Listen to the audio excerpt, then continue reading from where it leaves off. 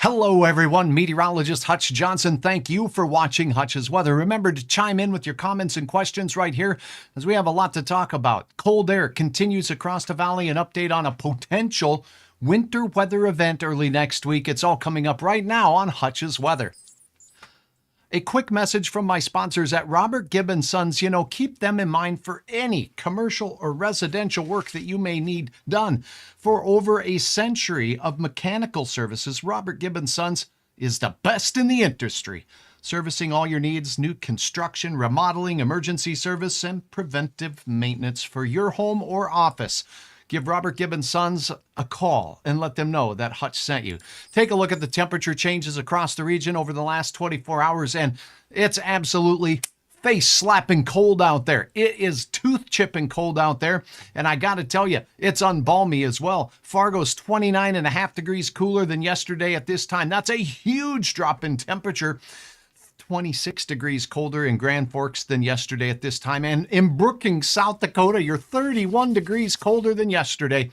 Notice that, the cold is starting to slide out of the oil patch temperatures there, very similar to what we saw yesterday. 20 degrees colder in Duluth. How about Twin Cities? Yep, 18 to 20 degrees colder there as the cold takes hold here in the valley. Now let's take a look at our actual temperatures right now across the region. Then we'll look at those wind chills, and then we'll get to some details on what you can expect for the forecast here. Here's a look at those now temperatures as we sneak across the region. Whoo, my gosh, 15 below right now. Let's get in on that because that's some mighty frosty conditions there. We're talking Cavalier and Langdon, Walhalla, all at 15 below.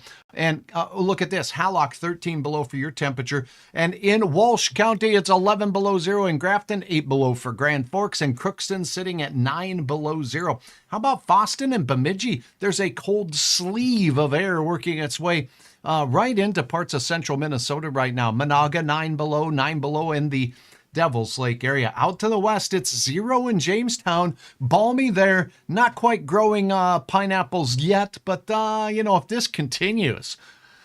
All right, let's take a look at Dickinson. Here's a look at the cold taking hold all the way to the deep south. That's right. It's 34 degrees right now in St. Louis, Missouri. We have 30 degrees in Kansas City, and the cold is all the way out into the Appalachians right now, with numerous areas in the 20s and 30s as we sneak in near Bluefield out there in West Virginia. As we look into Charleston, it's 32 degrees out in that area. So it's cold all over. Now, factor in the wind that has been strong enough to make things feel less than balmy outside. That's right. There is a severe lack of balm today.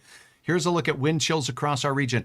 Remember, we said 40 to 45 below, and that's exactly what we're at. And this is the warm part of the day. So 39 below is what it feels like on exposed skin in Winnipeg. That means your face, your earlobes, extremities especially, our skin can begin to freeze in about 15 minutes or less, maybe even 10 minutes in some of these really ripping air temperatures and wind chills that we have up to the north. What's going on? The air is moving. So your body's heat warms the air right around your skin. When the wind blows, it takes away that warmed air. So the body keeps trying to warm the air around its surface there, and we get cold faster. That's the definition of what wind chill really is. Thanks, Kathy Burr. It is indeed cold. Carrie says checking in as well from the Gonvick area. Thanks, Nathan, for joining me as always. And I got to tell you what, this is some mighty cold air. It's dangerous. You got to have a survival kit out there. You're going to need all kinds of things in that survival kit, including hats, mittens, gloves, things to keep people warm. If you happen to get stuck and your car doesn't run, you'll want things in there to keep yourself warm if you find yourself in that pickle as well. Just looking in on any other questions we have. We don't have them, so let's get a look at what we have going on. And one thing I am very excited to announce tonight, before I get to the forecast details, is the fact that tomorrow joining me right here, to help with the weather, will be my latest Hutch's Weather Kid. It's Liam Halloway from Oak Grove. Hey, Grovers, if you're out there, you want to tune in to Hutch's Weather tomorrow, 4:30, right on Facebook, or you can go to hutchesweather.com anytime, even if you miss it at that 4:30 time frame. Liam's video will be available there. So we got to tell you what, it's going to be a lot of fun. We have a topic to discuss to you about the weather, and Liam and I will get that tackled right from the showroom floor at my fine sponsors at Luther Family Ford. Okay, now let's take a look at what we have going on forecast-wise. We have a lot to think about, but the air temperatures are heading to colder values than we saw this morning. It'll be around 10 below in Fargo to start your day. Factor in the decreasing wind speeds. It doesn't matter. When we have air temperatures that are between 10 below in the valley and closer to 20 below up north, we will still see wind chills on your Thursday morning that will be brutal. Sunrise not until 8:04. We're hitting that time of the year here in the next 7 to 10 days where we have the least amount of sunlight that we get over the entire year. That's not correlated to the coldest average temperatures, I might add. Those come in about a month. But for now, we'll just suffice it to say that there's light at the end of the tunnel, and the light starts increasing in about 11 days. Woohoo! All right, Thursday's wind chills in the morning, 46 below as you look out towards Estevan all the way to Brandon and up into Winnipeg. It looks nasty. How about 54 below for those folks in Brandon? That's ear-splitting cold out there. Just nasty, snotsicle-forming weather. 22 below in Fargo to get you out the door. 28 below for a wind chill in Jamestown. It is cold all the way to the Twin Cities. Brainerd, how about 37 below for a wind chill for you? Some of the strongest of the winds will be sliding off to the east into Minnesota. So places like Duluth, Hibbing, all the way up to Ely, unfun temperatures are in store. So that's a look at that. Now let's take a look at your forecast digits for tomorrow afternoon. We're going to crack the 0-degree egg as we head into the afternoon, and we'll get all the way up to 1 above. Why? The wind is slowly going to become southerly, and you'll notice the warmer air, if you can call it that, in the teens out in Dickinson start to punch its way back in. With any wind at all, these temperatures will remain wind chilly all day, so keep that in mind. It starts out quite calm, and then it will increase from the south, and therefore temperatures will likely keep rising from 3 through 4 and on into the early evening hours as we are undergoing a warming trend. The purple blob, the coldest core of air, will be shifting off in the afternoon to places like Bemidji, where it will be 1 below for your afternoon temperature. 2 below in Thief River Falls, you see there. How about Badette, 2 below, 0, -0. So just below 0 in War Road. And as we look out towards International Falls and the Rainy Lake area, 0 degrees there. Out toward the Twin Cities and areas down to the south there, Rochester, 6 degrees at 5 whole degrees out in the Twin Cities. Planning forecast has a lot to talk about, and we're going to do more of this in a later video tonight.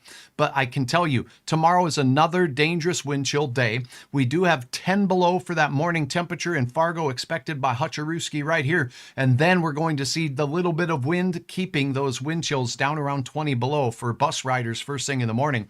So again, plug the jalopy in if you have a block heater. And again, it's a challenging morning. You may want to start the car tonight a little bit. Let it run to keep it warm. It'll be the coldest night temperature-wise of the season. 1 above your temperature in the afternoon, 1 below Friday night's low temperature. So we're going to go down early on Thursday night and then start climbing. You rise and shine, it'll be 1 below on our way to 18 for an afternoon temperature here in the FM area. Well, 22 on Saturday as we'll enjoy some mild conditions. I can't rule out some mixed precipitation as this warm-up occurs. Those are called growing pains when we see the temperatures grow. We're growing all the way to 30 degrees on Sunday, and then what could be happening? All right. The European model really started advertising yesterday that we could take a direct hit in Minnesota and parts of the valley from a Colorado low. So if that takes place, I put it at about a 25% chance, but that's going to be increasing. I'm listening to my gut right now. Do you hear it? Do you hear it?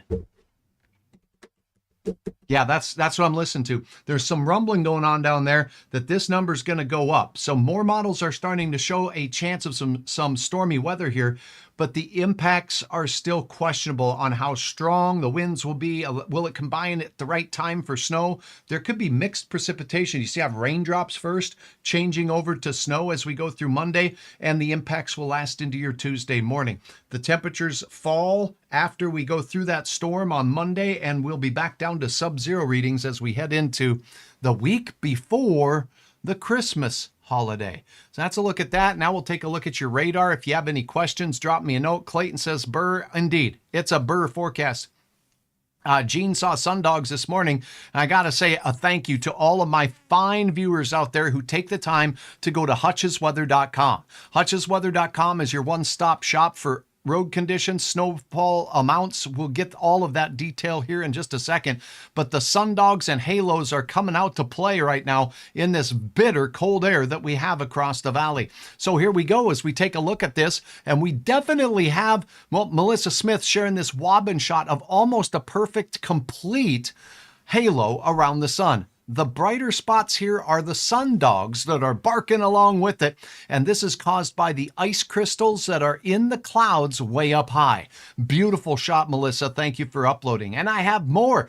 You know what? From Hutch's old stomping grounds, I gotta say a huge salute to my friends in Billings, Montana. Nancy sharing this. Hutch went to Billings West High School for a brief time, and I grew up in the beautiful city of Billings, Montana, out there west of what used to be the Rimrock Mall. I don't even know if that mall is still there, but if not, the streets were icy out in Billings, Montana, as we went through the morning today. Numerous shots of halos and ice crystals in the sky, and I gotta say a big thank you to this shot here from Sharon. This is out in the Shevlin area. Thank you so very much. Look at how bright those sundogs are out there. Just vibrant out there in the skies over us. And even though the sky is blue, what this tells us is there's ice crystals suspended in the atmosphere above us. Hey, we got a lot of shots to share with you. You can peruse them. You can upload your own by hitting the button right above Hutch's noggin here. But I want to take a second and point out this. What's the snowfall amounts? Remember I was talking on my national update about a chance for those lake effect snows to start hitting? Let's go see what's going on, shall we? You click on this button, and if there are any 24-hour reports, they're going to show up here. Now, zoom around on the map here, and you'll see that there are some snowfall reports in and around the Great Lakes, Duluth, Superior, and out toward the Apostle Islands, Cornucopia, Wisconsin, 3.5 inches of snow. You get into the UP up here, and we're talking about some places near Marquette that saw over 8 inches of snow. This one here in the Twin Lakes, Michigan area. Now, Western Michigan, the lake effect snow machine just getting started with 9+ inches of snow out there. Whoo-wee, 1.11 inches of liquid equivalent moisture. Now, the snow machine is heading out towards places like upstate New York and Erie, PA, so we'll be watching for that. And you can watch it anytime on Hutch's Weather. Are you heading to Wyoming? Are you heading to the Black Hills? Looks like there was some snow there. How much snow? It's right here. And a neat thing about this page that is operated by the National Weather Service is it tabulates these areas that are on your map from highest to lowest, if that's how you choose to sort them. So you can kind of take a look at where the big winners are, like Cheyenne Crossing, all the way out there in South Dakota with 17 inches of woohoo white fluff. And that's what's going on. Hutch's Weather, hutchesweather.com, always there for you. And I want to thank all of you who have participated by uploading pictures. Rita says, hi from Bemidji. Good to see you. Tracy, good evening to you. And again, travel with care, a quick look at road reports, and then we'll call this update a completed venture. The no travel advisory remains not a no travel advisory, but a travel alert up there in Pembina County. Things are still rough and tumble on area roads as they have been for some time. Those winds really wreaking havoc on the icy conditions on the road surface. This is Highway 5. This is west of Cavalier. It's crystal clear out there. You can see the glossy nature of the roads, still iced up in places. The good news is the visibility, at least at this time, in this location, a little bit better. Tonight's winds should decrease a little bit as we go through time. Here's a look at the I-29 corridor at Bosemont, and we do see the visibility is pretty good. We still have a little bit of ice on the road surface out there, so take it slow as you go through. Elsewhere in North Dakota, roads are reported to be green. That doesn't mean perfect, but seasonal. Keep that in mind. Slow it down in places. We do have a crash reported. Breaking news on Hutch's Weather. A crash has been reported up here on I-29 northbound. This is at mile marker 54, County Road 16 exit 54 is where that's taking place. Expect delays in this particular area. And here's a look at the road conditions on I-29. We're looking now south of Fargo as you're viewing the roads and the traffic out there heading home for your big Wednesday evening plans. Okay, that's a quick look at North Dakota, a quick brief browse. Hard to talk. As as we look into Minnesota. Up in the northwestern quadrant, we see the blue. That means the roads are partially covered by snow, as you see on the good old-fashioned key in the upper corner. We do have a crash way out near the Rainier area out there on US 53. And now let's take a look at that Highway 11 corridor. Here's Badger. It's still pretty icy on the road surface there. And you can see that the wind and the snow has continued to leave some slippery conditions up there in Roseau County. So please be advised of that. Slower down. Goodrich area, as we look at that, icy road conditions continue there on Highway 1 through that Goodrich area. Then we go down in toward the Red Lakes area. How about Waskish? There's quite a bit of snow on the side of the road. Things are looking a little better there. Maybe still some icy spots though, so take it easy. As we look through the Rochert area, DL, Lake Park, things are looking pretty good as far as the road conditions go. You're going to run into an icy spot here and there. My recommendation is to keep that cruise control turned off, because if you hit a patch of ice, things can go sideways in an awful hurry in that area.